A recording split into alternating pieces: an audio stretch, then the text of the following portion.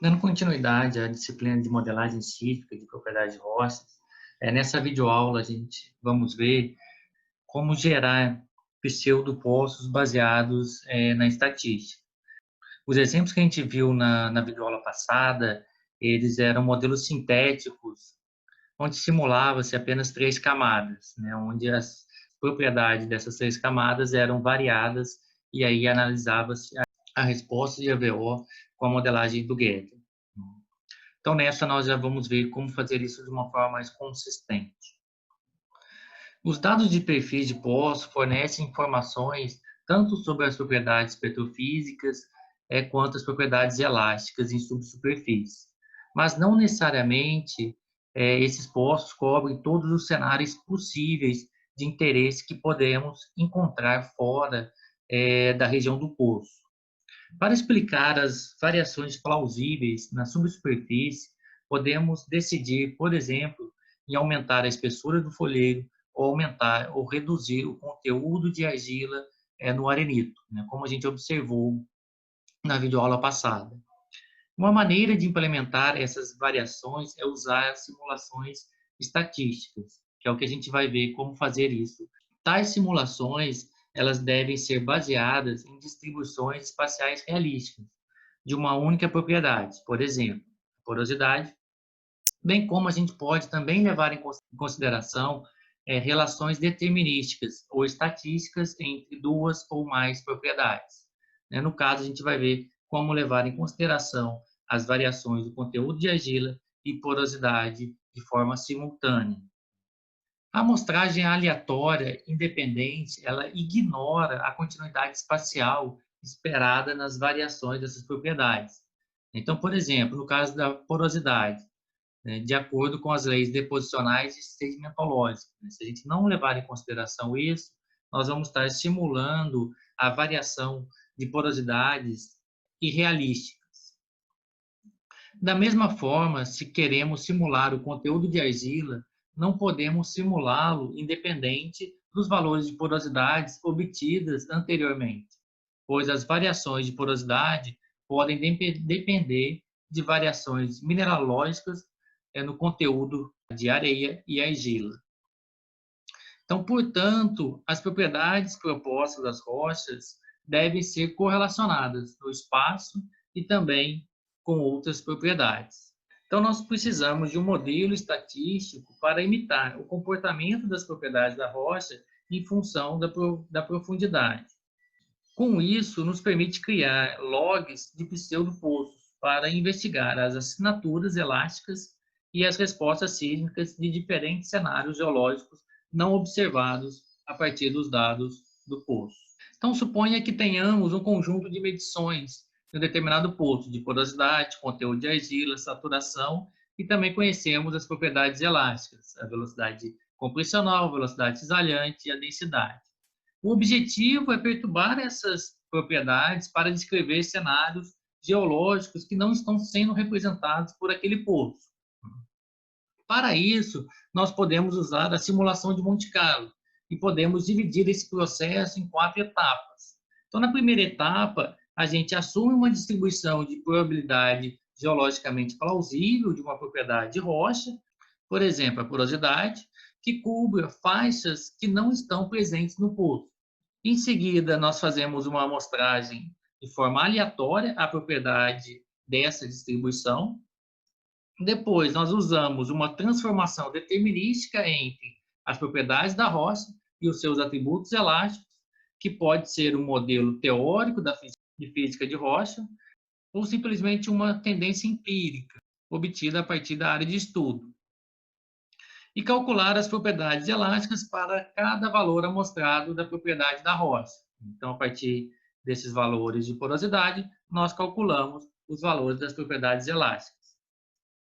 E, por último, usamos esse conjunto de propriedades elásticas computadas para criar uma distribuição de probabilidade, por exemplo, VP, VS e densidade, para obter o Getty modelado. Este método é fundamental para investigar a resposta elástica para diferentes cenários geológicos que não foram cobertos pelo poço. Então, com isso, nós temos o objetivo de simular cenários que não foram observados na região dos poços. Essa metodologia ela é fácil de ser implementada se nós assumirmos uma distribuição uniforme ou gaussiana para as propriedades da rocha que queremos perturbar. Podemos estimar os parâmetros de distribuição, né, a média, o desvio padrão do perfil do poço correspondente, extrair amostras aleatórias dessa distribuição e aplicar o modelo determinístico de física de rochas para obter a distribuição aleatória das propriedades elásticas. Porém, se fizermos isso e construirmos um pseudo-poço a partir dessas amostras simuladas, obteremos uma sequência geológica irracional.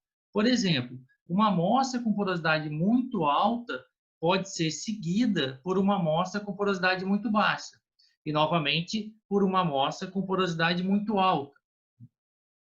Com isso, nós podemos gerar esses cenários que não são realísticos. A gente pode simplesmente, ao simular isso, em uma profundidade, uma porosidade muito alta, e logo, na sequência, uma região com uma porosidade muito baixa. O que a gente espera é que tenha uma transição desses valores de porosidade. Que se, no caso, ela for diminuir, que ela possa seguir uma tendência de diminuição. E não simplesmente dar um salto com relação a isso. E o mesmo se aplica ao conteúdo de argila. Então, quando realizamos uma simulação aleatória de uma determinada distribuição, não estamos assumindo nenhum modelo de continuidade espacial.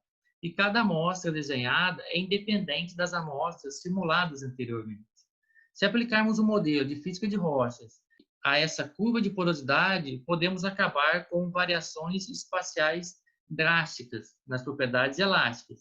E, portanto, os sismogramas resultantes não serão geologicamente realistas.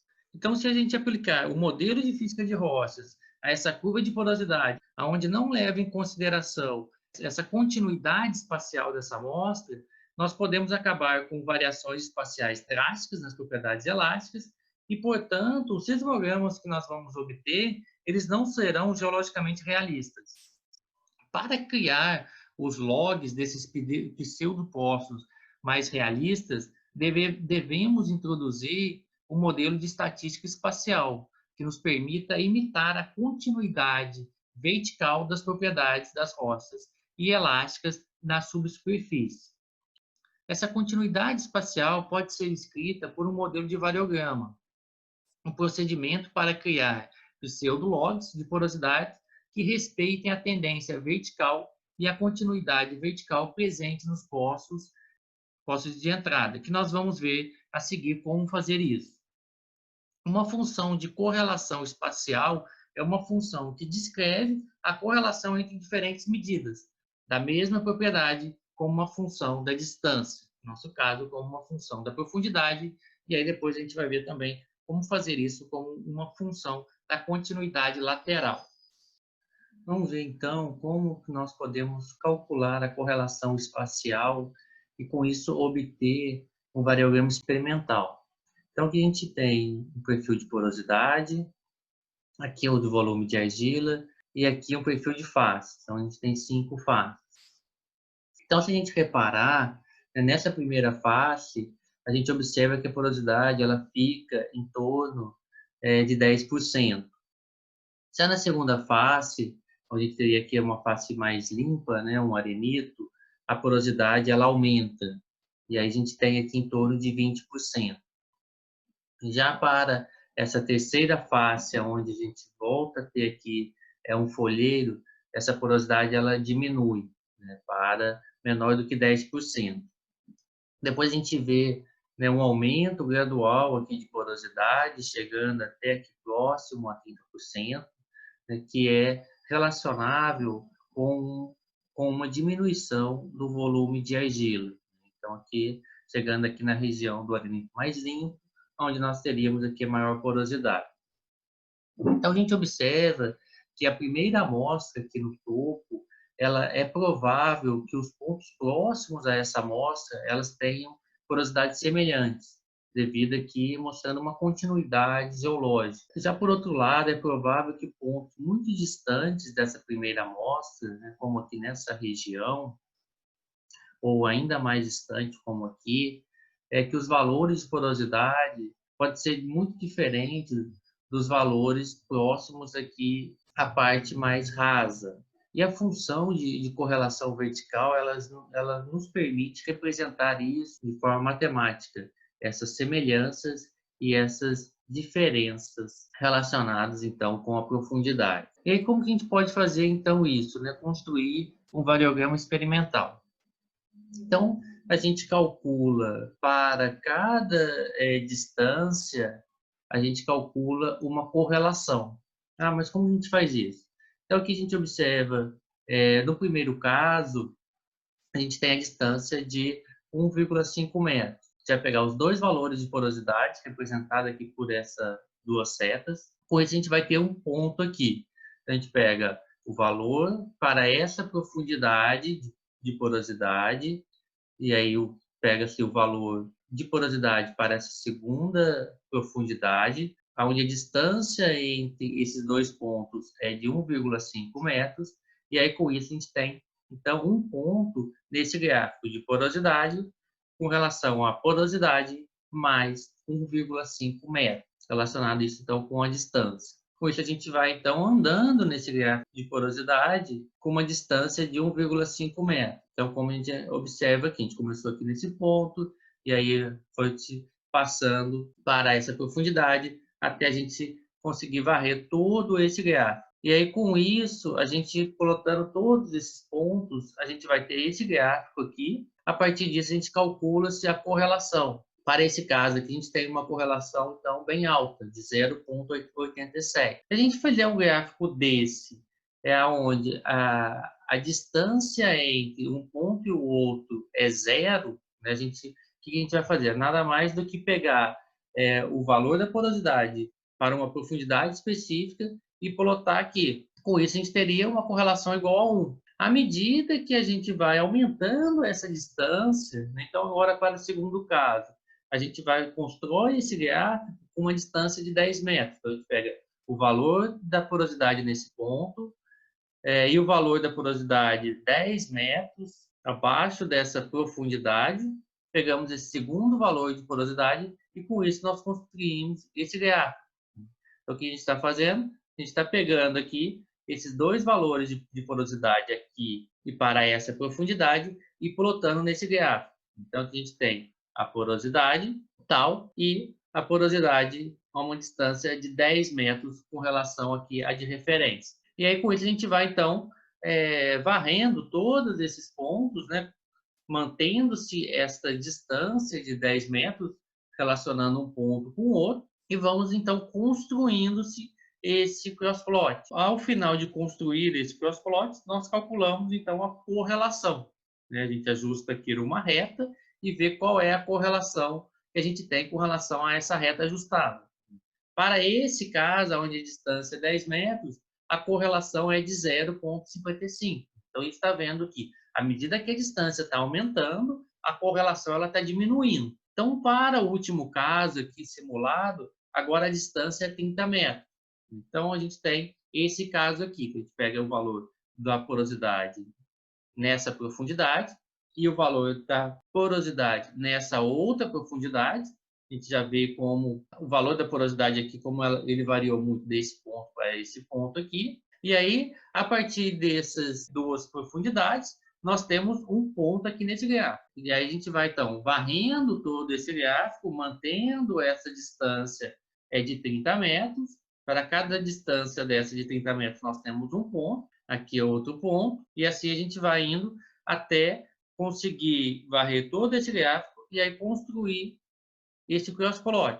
Nesse caso aqui, nesse crossplot, qual que é a correlação que a gente obtém? A gente vê que a correlação ela praticamente não existe, é uma correlação de 0,01. Então, a gente foi aumentando essa distância. Ao aumentar essa distância, a correlação ela foi diminuindo. Para construir o variograma experimental, o que nós temos que fazer?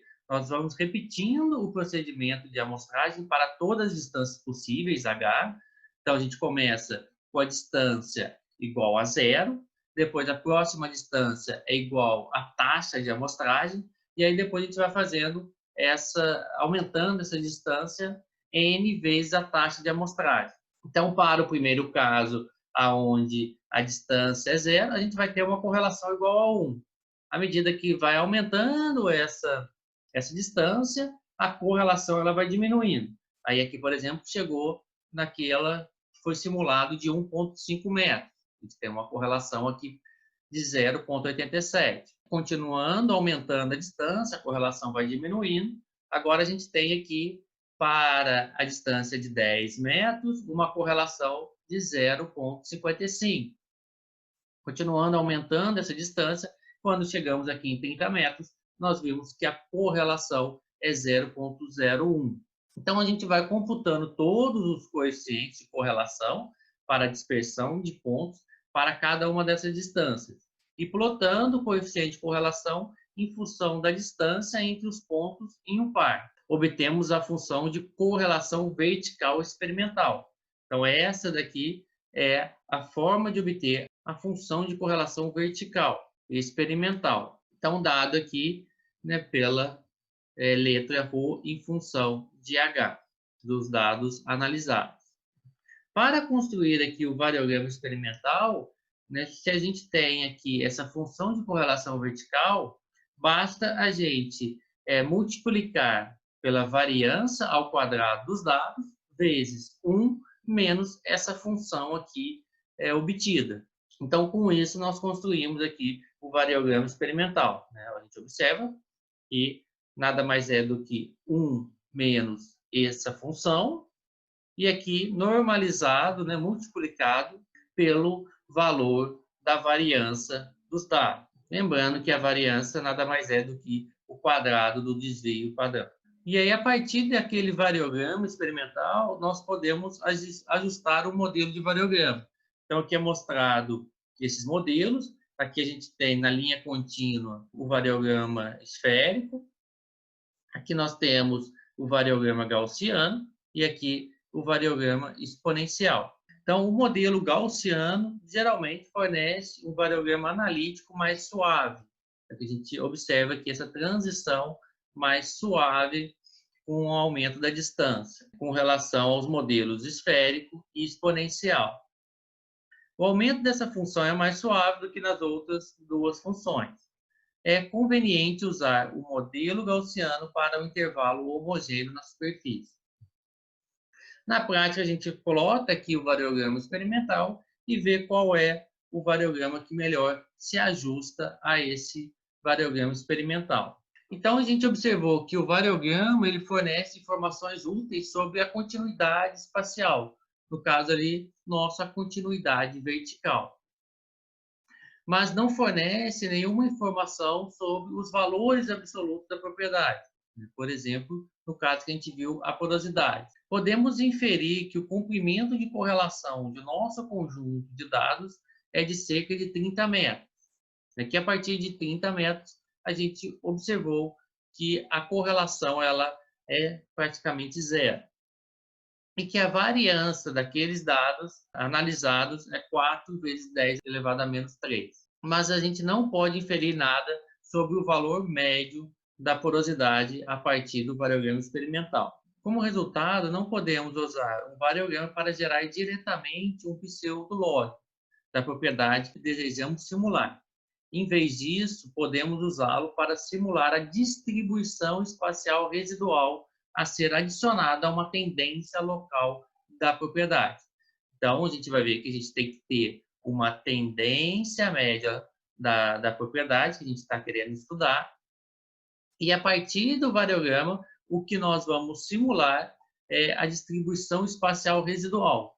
E aí, com essa distribuição residual, nós vamos somar a tendência média local. A partir da simulação de Monte Carlo, levando em consideração essa correlação espacial, que no nosso caso, por enquanto, é uma correlação vertical, uma correlação com a profundidade, nós queremos simular diversas realizações. Então, a gente quer, a partir dessa informação do perfil de porosidade, a gente quer obter diversas simulações desse perfil. Né? Então, vários perfis simulados com relação a esse perfil original. Com isso, nós teríamos a distribuição espacial, no caso, a distribuição vertical das probabilidades de porosidade variando com a distância. Para obter uma realização, quais são os passos que nós temos que fazer? Então, o primeiro passo é suavizar essa curva, utilizando-se uma média móvel, né? Então, a partir dessa média móvel, nós obtemos uma suavização dessa curva original, que aqui a gente vai chamar de M. Em seguida, nós construímos o variograma usando a diferença entre a curva original e a suavizada. Então, a partir dessa curva original, fazendo menos a curva suavizada, nós vamos ter uma curva residual, e a partir dessa curva residual é onde nós construímos o variograma. A partir da construção do variograma, nós vamos obter qual é a variação, qual é a covariância desses dados, a gente consegue obter essa informação, e também qual é o comprimento de correlação. Para esse caso aqui, a gente viu que o comprimento de correlação é igual a 30 metros. A partir desse variograma, nós geramos um pseudo-perfil W, que a gente vai ver como que a gente faz para gerar esse pseudo-perfil W, que é de valores residuais com a média zero, usando simulações baseadas nesse variograma. Em seguida, nós adicionamos esse pseudo-perfil W à nossa tendência suave, né? A nossa tendência média.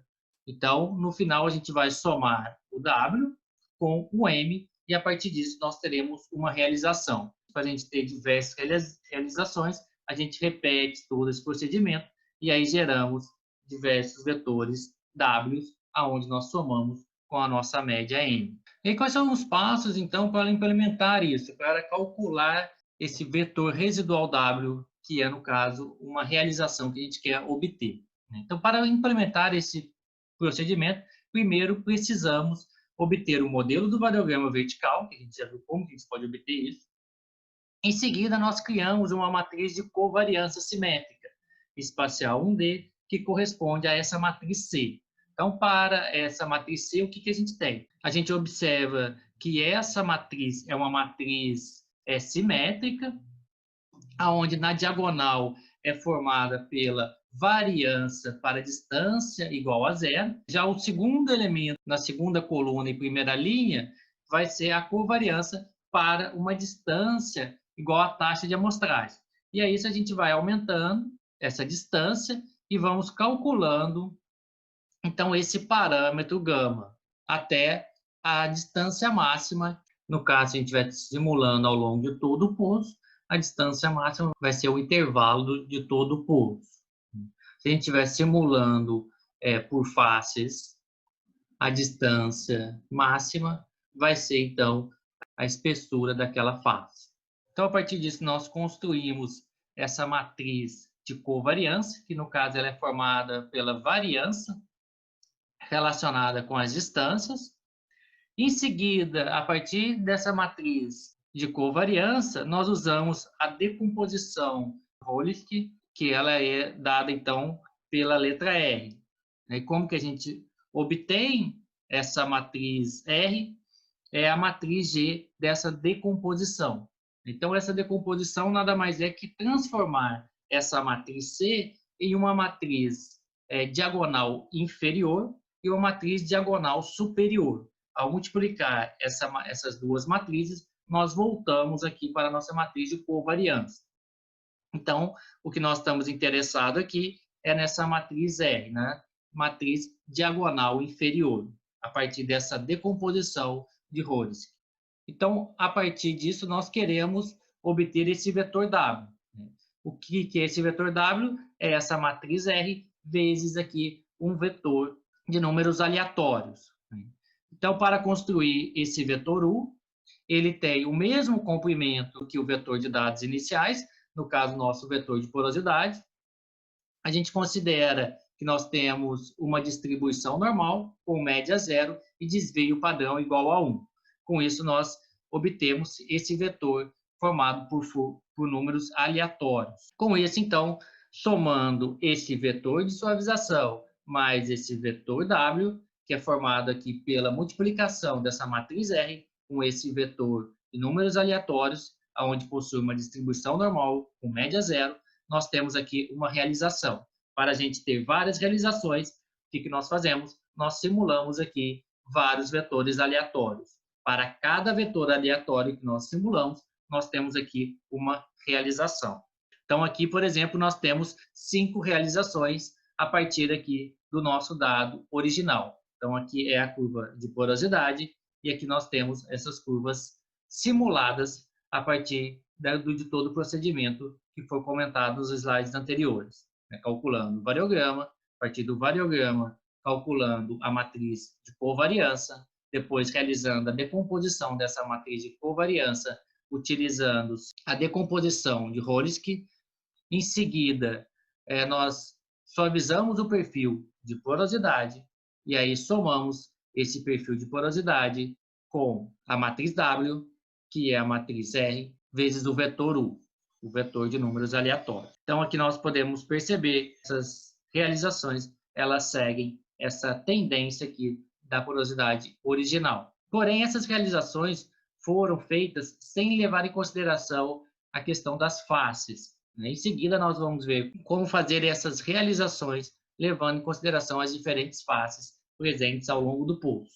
Então, no final, a partir de diversas realizações, o que nós temos é isso daqui, o perfil original e as realizações aqui todas em cinza. Com isso, nós conseguimos obter, então, as variações de porosidade para cada profundidade, tendo, assim, uma distribuição de porosidade para cada ponto aqui da profundidade. Lembrando que isso daqui foi feito sem levar em consideração correlações entre outras propriedades petrofísicas e também sem levar em consideração as faces. Em seguida, nós vamos ver como fazer isso por faces e depois fazer, além de ser feito por faces, também ser feito levando em consideração uma correlação entre porosidade e volume de argila. Então, para evitar misturas litológicas drasticamente diferentes presentes no poço, é fundamental subdividir o intervalo por faces e aplicar a simulação de Monte Carlo com correlação espacial separadamente dentro de cada face. Então, nós realizamos todo o procedimento que foi dito, agora por face, não mais ao longo de todo o poço. O procedimento é o mesmo, descrito, mas agora aplicado independentemente a cada intervalo de faces do poço. Então, a gente aplica todo o procedimento, no caso aqui para a face 1, todo o procedimento para a face 2, e assim sucessivamente até aqui a face 5. Um exemplo dessa subdivisão, em que todo o intervalo é dividido em 5 faces com base nas curvas de porosidade e conteúdo de argila, é o que a gente vai ver em seguida. Para seguir as principais características geológicas da subsuperfície, o procedimento de simulação deve ser aplicado separadamente em diferentes intervalos, com tendências localmente variáveis e variogramas dependentes do intervalo. A vantagem da abordagem por região comparada à global é que podemos reproduzir heterogeneidades locais e preservar fortes contrastes entre diferentes camadas.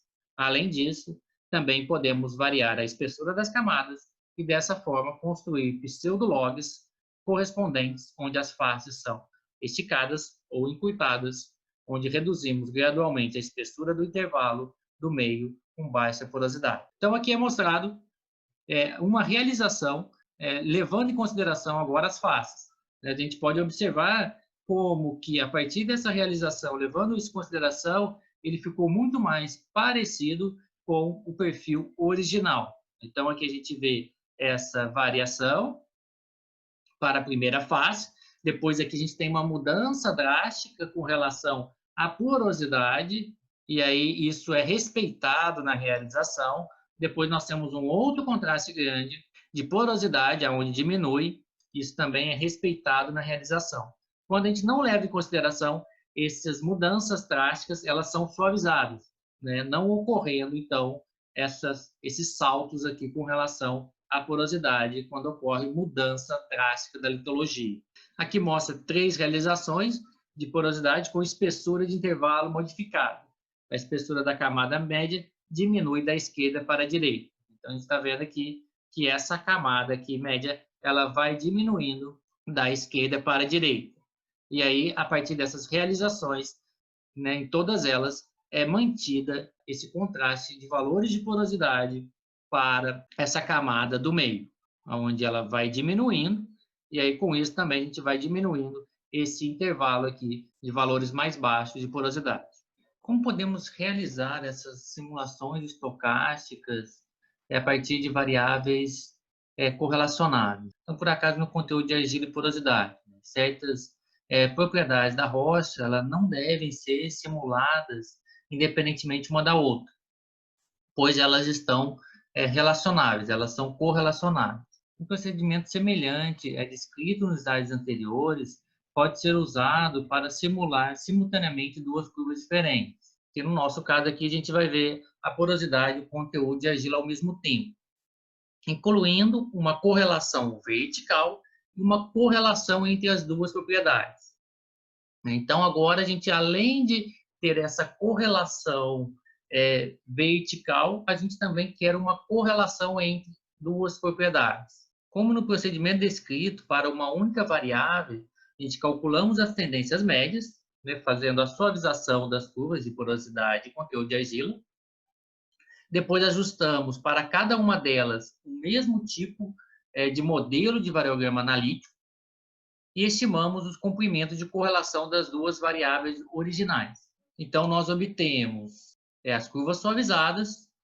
A partir dessas curvas suavizadas, nós fazemos a diferença entre a original e a suavizada.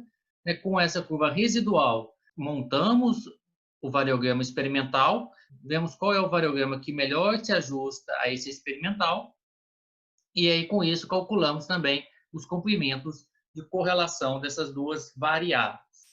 Então, espera-se que esse comprimento de correlação dessas duas variáveis elas estejam próximas uma das outras, se elas tiverem correlação. Na etapa seguinte, nós escolhemos o único comprimento dessa correlação, seja ele da porosidade ou do conteúdo de argila, ou a média dos dois. Com isso, nós teremos o único variograma analítico. Então, a partir desse único variograma analítico, nós construímos aquela matriz C, que é a matriz de covariância que nos fornece uma correlação espacial vertical, no nosso caso aqui. Então, agora nós temos essa matriz C, da mesma forma como a gente calculou anteriormente, e além dela, a gente também precisa calcular uma matriz de covariância que relaciona essas duas variáveis. E como que a gente constrói ela? A gente obtém qual é a variância da porosidade e a variância do conteúdo de argila, e também obtemos a covariância entre essas duas variáveis, entre a porosidade e o conteúdo de argila. E aí, com isso, nós montamos essa matriz S. Então, essa matriz S é formada na diagonal pelas variâncias dessas propriedades, aqui no caso a variância da porosidade, e aqui a variância do conteúdo de argila. E esses dois elementos, eles são iguais, que é a covariância entre a porosidade e o conteúdo de argila. Como que a gente calcula a variância? A variância a gente calcula aqui através desse somatório, de igual a 1 até n, da porosidade na profundidade analisada, menos a porosidade média, ao quadrado. E a gente faz a mesma coisa para o conteúdo de argila. E para calcular a covariância entre essas duas propriedades, nós utilizamos essa equação. Então, é o somatório de igual a 1 até n, da porosidade na profundidade I, menos o valor médio da porosidade, vezes o conteúdo de argila na porosidade I, menos o valor médio do conteúdo de argila. Então, agora nós temos essa matriz S e temos a matriz C. A partir disso, nós utilizamos o produto de Kronecker para calcular a matriz K. Então, a matriz K, ela que a gente viu no slide anterior, ele está aqui novamente. O produto de Kronecker é representado por esse símbolo. E aqui nós temos a matriz C. Lembrando aqui como é essa matriz C. O que é esse produto do Kronecker? Nada mais é que pegar todos os elementos individuais aqui dessa matriz S e multiplicar pela matriz C. Então, aqui a gente tem essa matriz S é 2 por 2, a matriz C é N por N. Ao realizar esse produto, nós temos aqui uma matriz resultante 2N por 2N. A partir dessa matriz K, nós realizamos a decomposição de Holesky e obtemos aqui a matriz R. O resultante dessa matriz R é uma matriz também de dimensão 2n por 2n.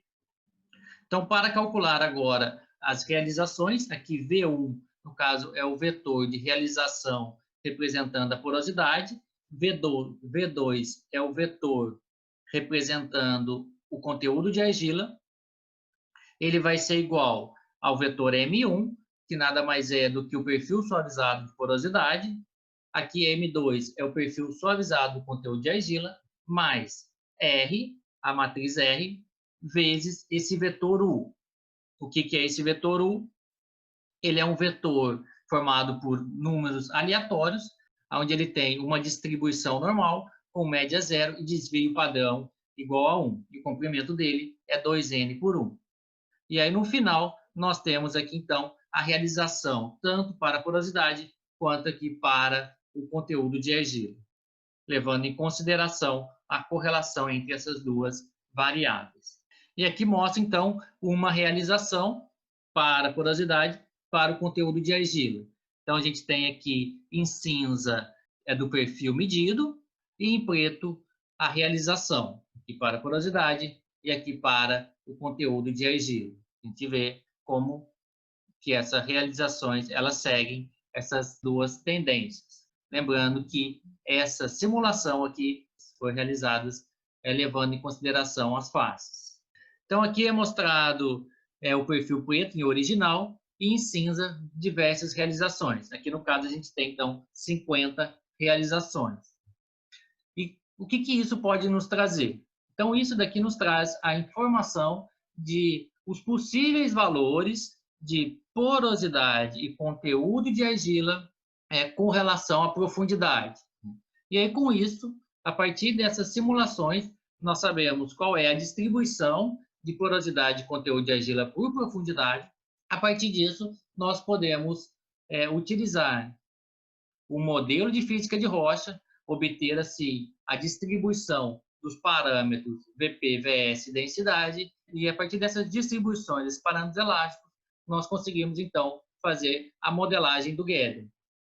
E aí, com isso, nós conseguimos varrer diversos cenários, não somente o cenário aqui na região do poço, como também os cenários, possíveis cenários obtidos a partir dessas simulações estocásticas. Aqui é um exemplo mostrando o impacto do comprimento dessa correlação. A gente utilizou o valor de 30 metros. Se utilizar um comprimento de correlação menor do que o de 30 metros, obtém-se assim um resultado ele mais ruidoso. Por outro lado, se utilizar um comprimento de correlação maior do que 30 metros, vai se obter um resultado mais suavizado, como se fosse aqui uma tendência de fundo, um background. Da mesma forma como a gente viu nos exemplos anteriores, que nós conseguimos gerar pseudo-perfis contínuos de porosidade e conteúdo de argila, também é possível fazer a geração desses perfis de variáveis discretas, como no caso as faces. Essas podem ser apenas duas faces, como folheiro ou arenito, ou podemos ter diversas faces, como, por exemplo, as faces considerando folheiro, folheiro arenoso, arenito limpo, arenito siltoso ou argiloso, e arenito com conteúdo de óleo ou saturado com água. O objetivo, no caso de gerar pseudo-perfis de litologia, é que eles sejam geologicamente plausíveis. Uma técnica comum usada na geoestatística para gerar uma sequência aleatória de camadas é a simulação de Monte Carlo através das cadeias de Markov. As cadeias de Markov elas são baseadas em um conjunto de probabilidades condicionais que descreve as dependências das faces que ocorrem em um determinado local com outras faces localizadas acima, uma cadeia ascendente, ou abaixo, uma cadeia descendente. No caso, leva-se em consideração se é possível, por exemplo, acima de um arenito siltoso existir um folheiro ou não. Também leva em consideração a probabilidade, se nós temos um folheiro, de continuar a ter esse folheiro na amostra seguinte. Então, a partir dessas condicionais, impede que alguns tipos de faces possam ocorrer após uma outra face ter ocorrido. Nessa apresentação, nós não vamos abordar isso, como recomendações para quem quiser mais detalhes sobre a geração desses perfis de litofaces. Então, recomenda-se a seção 6.7 do livro aqui do Dvork et al. E também a leitura do artigo do Grana et al. De 2012. E aqui um exemplo, né, a partir de perfis sintéticos, a partir desses todos esses perfis, foi gerado aqui o perfil de litofaces, aonde aqui considerou apenas três faces: o folheiro, o arenito siltoso e o arenito limpo. Então, agora o objetivo é gerar esses pseudo-perfis de porosidade, conteúdo de argila baseado por faces. Então, como que a gente pode fazer isso? Os pseudo-logs de porosidade e conteúdo de argila são gerados por amostragem de três distribuições gaussianas bivariadas, uma para cada face. Então, aqui a gente tem a porosidade, o conteúdo de argila, temos a distribuição do folheiro, do arenito siltoso e do arenito limpo. Essas três distribuições, elas formam uma única distribuição modal bivariada, que a gente observa nesse gráfico aqui. Então, conteúdo de argila, porosidade e a probabilidade. Aqui estaria a região do folheiro, aqui no caso a região do arenito siltoso e aqui do arenito limpo. Veja que a gente tem aqui no caso uma sobreposição, né, que a gente também observa nesse gráfico da distribuição do arenito e do arenito siltoso. Então essas três distribuições elas podem ser estimadas a partir de dados de perfis de postos existentes na área ou de campos próximos, assumindo a mesma formação, ou também a partir do conhecimento prévio geológico do campo. Então, a partir dessas distribuições gaussianas para cada face, temos agora os valores médios de porosidade e conteúdo de argila, suas variações, covariâncias e correlações. Então, a partir dos dados, nós conseguimos tirar todas essas informações, né? Os conteúdos médios, a variância, as covariâncias e as correlações entre essas propriedades. No caso, porosidade e conteúdo de argila. E aí, como que é a sequência, então, que nós utilizamos para essa geração desses pseudo-perfis? Então, os valores médios, eles são usados para construir as tendências M1 e M2, novamente ressaltando agora por faces. As variações de covariância são usadas para construir a matriz S, né? A matriz S é a matriz de covariância, no caso aqui, relacionando a variância da porosidade e do conteúdo de argila e a covariância entre essas duas propriedades, novamente, para cada fase. Assumimos um modelo de variograma analítico gaussiano com comprimento de correlação, no caso do folheiro, de 3 metros, para o caso do arenito siltoso, 10 metros, e para o caso do arenito limpo, 4 metros. Então, com isso, nós temos, então, os três variogramas. A partir desses três variogramas, nós calculamos a matriz C por faces. Tendo a matriz S e a matriz C, nós obtemos a matriz K através aqui do produto do Kronecker. Em seguida, nós calculamos a matriz R, que é a partir da decomposição de Honigsky, onde essa matriz R resultante é uma matriz diagonal triangular inferior. Com essa matriz R, nós obtemos, então, aqui uma realização através dessa soma. Nós obtemos uma realização para a porosidade e para o conteúdo de argila, onde M1 e M2 são as tendências para a porosidade e conteúdo de argila. E lembrando aqui, o vetor U é um vetor aleatório que possui distribuição normal, média zero e desvio padrão igual a 1.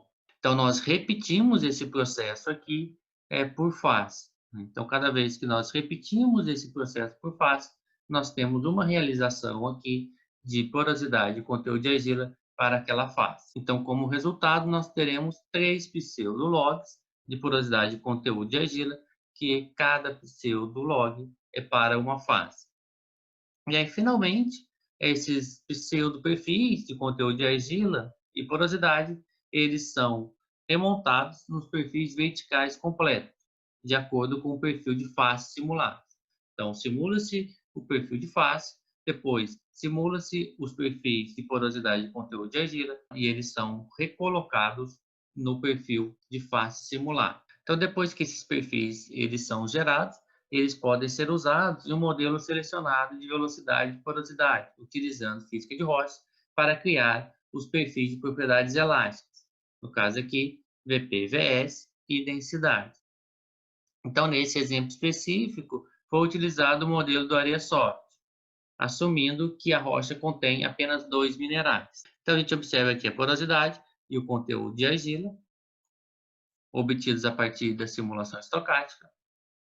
E desse lado aqui, a velocidade Vp, obtida utilizando-se esse modelo da Areasoft. Tendo então agora esses valores de Vp, Vs e densidade, nós podemos então simular os gases e aí analisar os tipos de anomalias que nós podemos ter variando litologia, espessura dessas litologias, variando-se o conteúdo de argila e o volume de porosidade. Os modelos que nós vimos foi para a geração do pseudolog em 1D. Para uma geração estocástica de volume 3D de propriedades de rochas, é bem mais complexo. O volume 3D de uma propriedade de rocha é uma coleção de pseudologs 1D regularmente espaçados no grid. Porém, esse volume 3D ele não pode ser construído simplesmente simulando um conjunto de pseudologs independentes um do outro.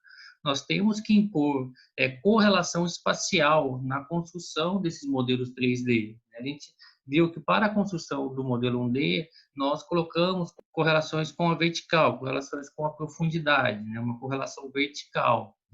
Além dessa correlação vertical, também é preciso impor alguma correlação lateral, né? Ou seja, correlação com a horizontal. Então, é necessário que o modelo estatístico espacial para prever a continuidade geológica nos modelos 3D. Uma classe eficaz de tais modelos é a simulação sequencial. Essas são técnicas geoestatísticas que podem ser usadas para gerar realizações em uma função de densidade e probabilidade, de propriedades tanto discretas quanto contínuas. Em cada célula, o valor simulado ele é obtido de uma distribuição condicional local, que vai depender da distribuição anterior e dos valores simulados anteriormente na vizinhança da célula especificada. Esse procedimento é para cobrir todas as células do grid. Os dois algoritmos mais utilizados em geoestatística para essas simulações no caso, a simulação sequencial de indicadores, quando nós temos variáveis discretas, que é no caso de faces, e a simulação sequencial gaussiana, quando nós utilizamos variáveis aleatórias. Para quem quiser se aprofundar mais sobre esse assunto, eu recomendo o livro do Leonardo Azevedo e do Amilcar Soares, né, um livro de 2017. Aborda bastante essa questão da utilização da geoestatística para essas simulações em volumes 3D, tanto de litologias quanto de variáveis aleatórias, no caso, porosidade, conteúdo de argila e também saturação. Então, aqui mostra, né, um modelo representando essa simulação 3D, né, impondo uma continuidade lateral.